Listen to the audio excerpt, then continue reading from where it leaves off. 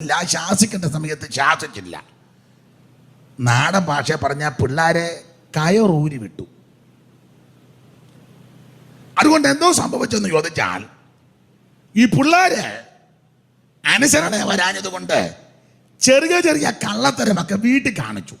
ഈ കള്ളത്തരം പഠിക്കുന്നത് വീട്ടിൽ നിന്ന് ആദ്യം ചെയ്യുന്നതും പഠിക്കുന്നതും. പിള്ളേര് കള്ളം പറയുമ്പോൾ കള്ളത്തരം കാണിക്കുമ്പോഴത്തും വീട്ടിൽ നിന്ന് അത് മിണ്ടുകാല. ചില പറഞ്ഞു, യോ ഇവനിതെങ്ങനെ പഠിച്ചെന്നാ ഞാൻ എങ്ങനെയാ പഠിച്ചത്? അപ്പൻ്റെയും അമ്മയുടെയും കയ്യിൽ നിന്നല്ലേ, വീട്ടിൽ പ്രായമുള്ളവരല്ലേ, വീട്ടിലുള്ളവർ പിള്ളേർ വീട്ടിൽ നിന്നല്ല ആദ്യം പഠിക്കുന്നത് അല്ലേ? വീട്ടിൽ നിന്നാണ് ആരാധന പഠിക്കുന്നത്, വീട്ടിൽ നിന്നാണ് പ്രാർത്ഥിക്കാൻ പഠിക്കുന്നതും, വീട്ടിൽ നിന്നാണ് ദൈവത്തെ സ്തുതിക്കാൻ പഠിക്കുന്നതും, വീട്ടിൽ നിന്നാണ് കുരുക്കൊപ്പിക്കുന്നതും. എന്നെ ആരും ഒന്നും മിണ്ടാതെ.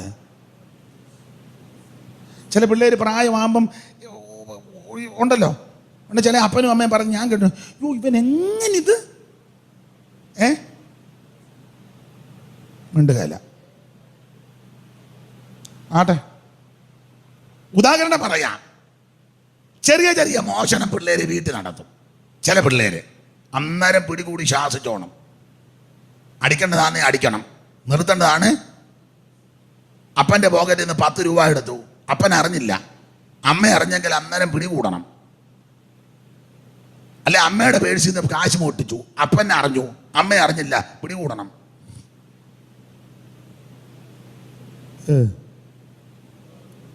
എൻ്റെ ഭാഷ അവൻ എന്നെ പിടികൂടാണ്ടിരിക്കുക, പിന്നെ ഞാൻ ഇനി അവൻ 5 വയസ്സുള്ളിൽ അവൻ കൂടെ കൂടെ എന്നെ പിടികൂടുന്നുണ്ട്. ഇന്നാൾ അവൻ എന്നെ വൈകിട്ടൊന്ന് പിടികൂടി. അല്ല, നിങ്ങളുടെ ചിലരുടെ നോട്ടേര് കാണുമ്പോൾ എനിക്ക് അങ്ങ് തോന്നിപ്പോവുക. എബ്രഹീം പിള്ളേരെ ശിക്ഷിച്ച് വളർത്തിയില്ല, ശാസിച്ച് വളർത്തിയില്ല. പിള്ളേർ ചെറിയ ചെറിയ മോഷണം നടത്തി, പിടികൂടി. അതിന് കീഴ്പ്പെടാതെ വന്നപ്പോൾ മോഷ്ടിച്ച് പിള്ളേര് വലിയ മോഷണത്തിലോട്ട് പോയി. മോഷണം ഒരു കലയാ, എല്ലാവരെ കൊണ്ട് ഒക്കത്തില്ല, നമ്മളെ കൊണ്ട് ഒക്കത്തില്ല, അതൊരു കലയാ.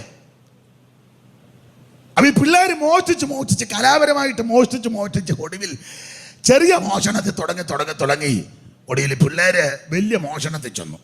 ഇവർ ഗത്തുകാരുടെ കന്നാലിയെ മോട്ടിക്കാൻ ചെന്നു. ഗത്തുകാര് ചെറുത് തുടങ്ങിയതാ, കന്നാലിയെ മോട്ടിക്കാൻ ചെന്നു. അവരുടെ കന്നാലിയെ മോട്ടിച്ചു. അവന്മാർ ഗത്തുകാരല്ലയോ, നല്ല നെടുപ്പമുള്ളവന്മാര് കയ്യോടെ പുളിവരെ അടിച്ചു കൊന്നു പിള്ളേരെ. എബ്രഹീമിന്റെ പിള്ളേരെ അടിച്ചു കൊന്നു.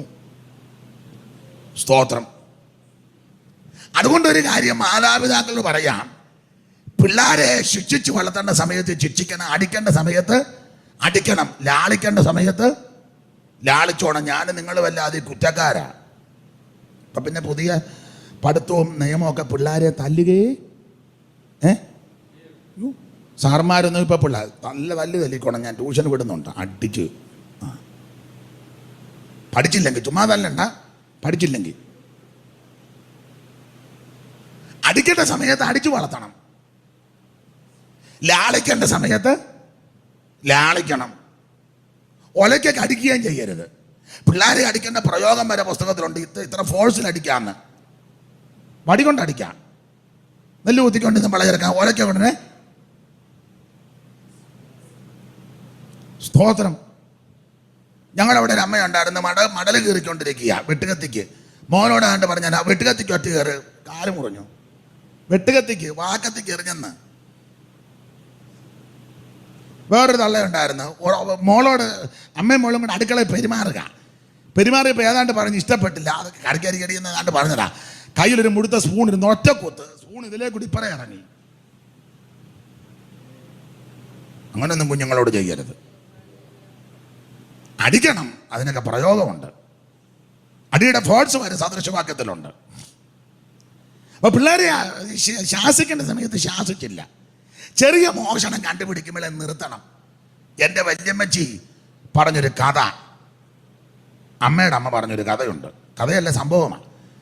2 പിള്ളേർ സ്കൂൾ വിട്ട് വീട്ടിലോട്ട് വന്നപ്പം, വീട്ടിലോട്ട് വരിക, ചേട്ടനും അനിയനും ഇരട്ട പോലെ ആയിരിക്കുന്നെങ്കിലും 1 വയസ്സിന് വ്യത്യാസമാണ്.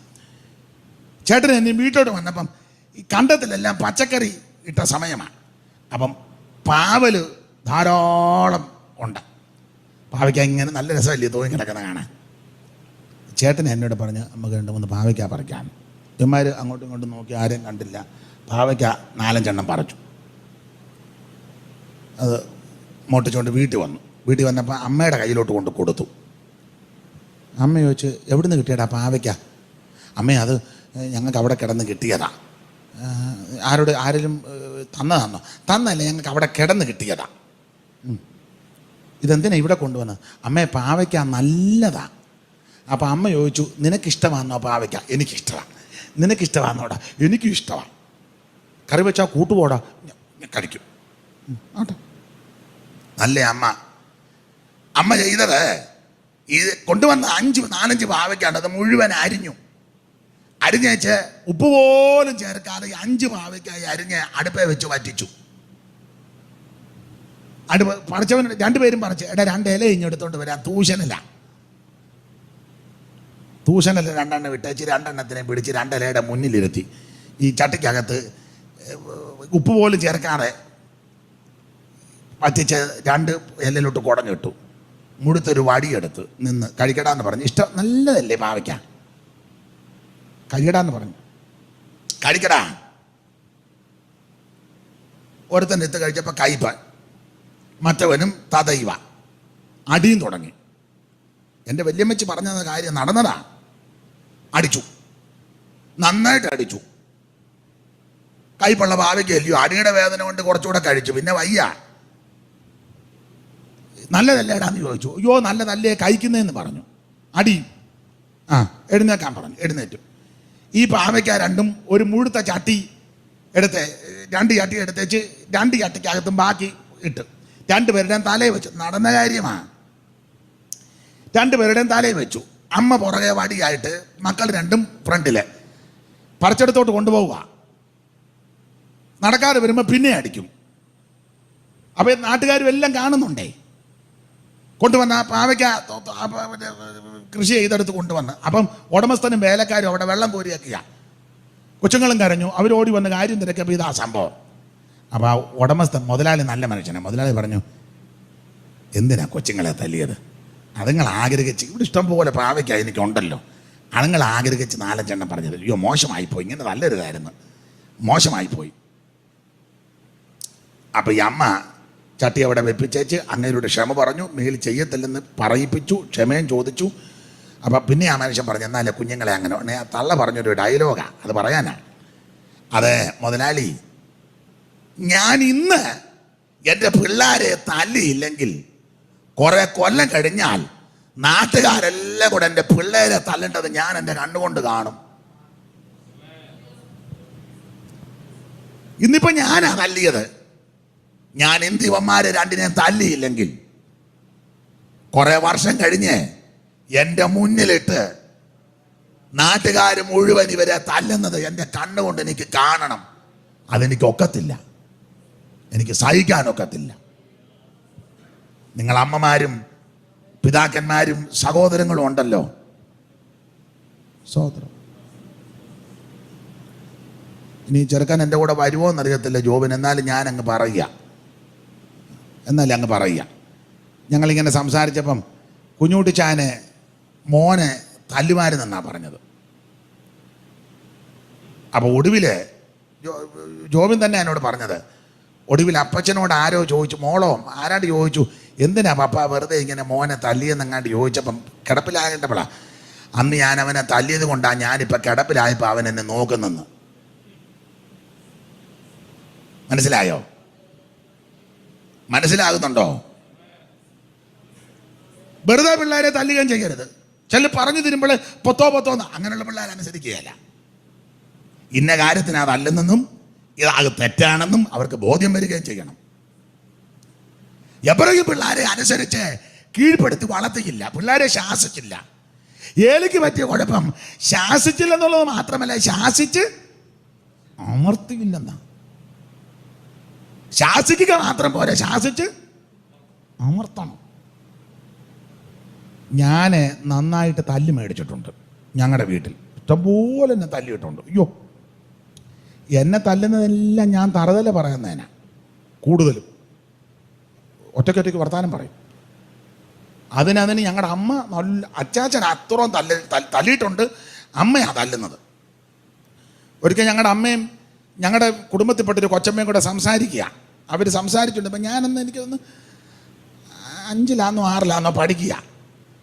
ഇവർ സംസാരിക്കുക, അവരുടെ ഒരു വിഷയം അവർ പറയുക, എന്നെ ബാധിക്കുന്ന വിഷയമേ അല്ല. അപ്പം ഞാനപ്പുറം ഞാൻ എടുത്തുകൊണ്ടിരിക്കുമ്പോൾ ഞാനിത് കേൾക്കുന്നുണ്ട്.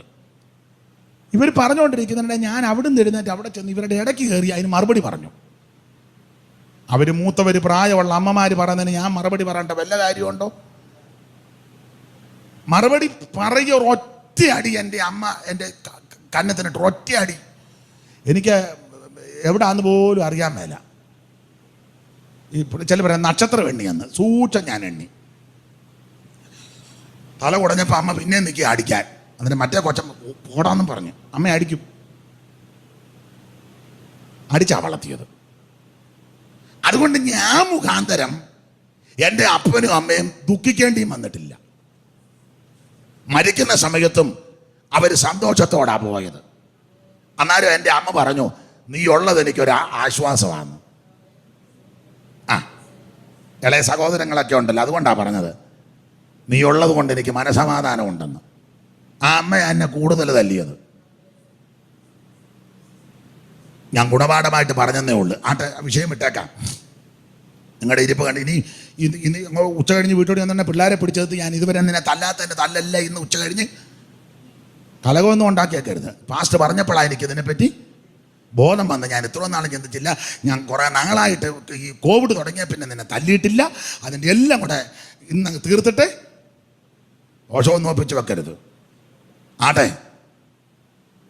എപ്പോഴും പിള്ളേരെ ശിക്ഷിച്ചില്ല. അതുകൊണ്ട് പിള്ളേര് കള്ളത്തരം കാണിച്ചു, മോട്ടിച്ച് ഗത്തുകാരുടെ കന്നാരിയെ മോട്ടിച്ചു, അവന്മാർ തല്ലിക്കൊന്നു. അങ്ങനെ ഈ പിള്ളേര് തെറ്റിപ്പോയി. പിന്നെ എപ്പോഴും ഇരുന്ന് കരഞ്ഞ് പ്രാർത്ഥിച്ചു, ബെരിയാവുണ്ടായി.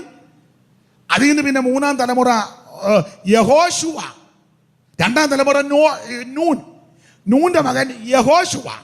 യഹോശുവയുടെ പേര് മോശ കൊണ്ട് തിരുത്തി യോശുവ. അങ്ങനെ എബ്രാഹിമിന്റെ പിന്നത്തെ സന്തതിയാണ് യോശുവ. അതവിടെ നിൽക്കട്ടെ. എബ്രാഹിമിനെ പറ്റിയാണ് നമ്മൾ ചിന്തിച്ചു വരുന്നത്. എബ്രാഹിം ലഭിച്ച കൃപയ്ക്കനുസരിച്ച് മുമ്പോട്ട് പോയില്ല. അർഹതയില്ലാത്ത സ്ഥാനത്ത് കൊണ്ടുവന്ന് വിശ്വസ്തനല്ല. പിള്ളേരുടെ ഇഷ്ടത്തിന് അങ്ങ് വിട്ടു. പിള്ളേരുടെ ഇഷ്ടത്തിന് വിടരുത്. ഇപ്പം പിള്ളേർ ഡ്രസ്സ് എടുത്തത്, പിന്നെ കെസിയായിക്ക് ഇന്ന ഡ്രസ്സാണ് മമ്മി, പിന്നെ ബ്ലെസ്സി ഇന്നാളിട്ട് ചുരിദാറ്, പിന്നെ അക്സാനിട്ട് ചുരിദാറ്. അന്നേരം അമ്മയും അപ്പനും പറയണം, മോളെ ബ്ലെസ്സിയും കെസിയായും അക്സ പേരൊക്കെ നല്ലതാണെങ്കിലും അവർ പെന്തിക്കോസുകാരല്ല, നമ്മൾ പെന്തിക്കോസുകാരാ. നമുക്ക് അങ്ങനത്തെ ഡ്രസ്സ് ഇടാൻ വ്യവസ്ഥ. അമ്മ എങ്ങനെ പറയാൻ? അമ്മയുടെ ഡ്രസ്സ് ഇപ്പോഴും അമ്മ മാതൃകയോടെ നിന്നാലല്ലയോ മോളോട് അങ്ങനെ. നമ്മുടെ ചെറുക്കൻ ഇവിടെ ഇച്ചിരി വെച്ചു, പിന്നെ ഇങ്ങനെ ഇച്ചിരി വെച്ചു, പിന്നെ ഇതിങ്ങോട്ട് ഇറക്കി, ഇല്ല വീതുളി പോലെ, പിന്നെ ഇവിടുന്ന് ഇച്ചിരി അങ്ങ് ചരച്ചു. അവൻ പറഞ്ഞ് പിന്നെ അവനെ ഡാനി അങ്ങനെ വെച്ചിട്ടുണ്ട്. പിന്നെ വേറെ 2-3 പേര് പറയാം, എനിക്ക് പേര് കിട്ടുന്നില്ല. ടോണി ഡാനി അങ്ങനെ വെച്ചു, ടോണി വെച്ചു. ഒരു പേരൂടെ പറ, സാമുവേല്. ആട്ടെ, അവരെല്ലാം അങ്ങനെ വെച്ചു. അതുകൊണ്ടാ ഡാഡി ഞാനും ഇങ്ങനെ. അന്നേരം പറയണം, മോനെ നമ്മൾ പെന്തിക്കോസുകാരാ.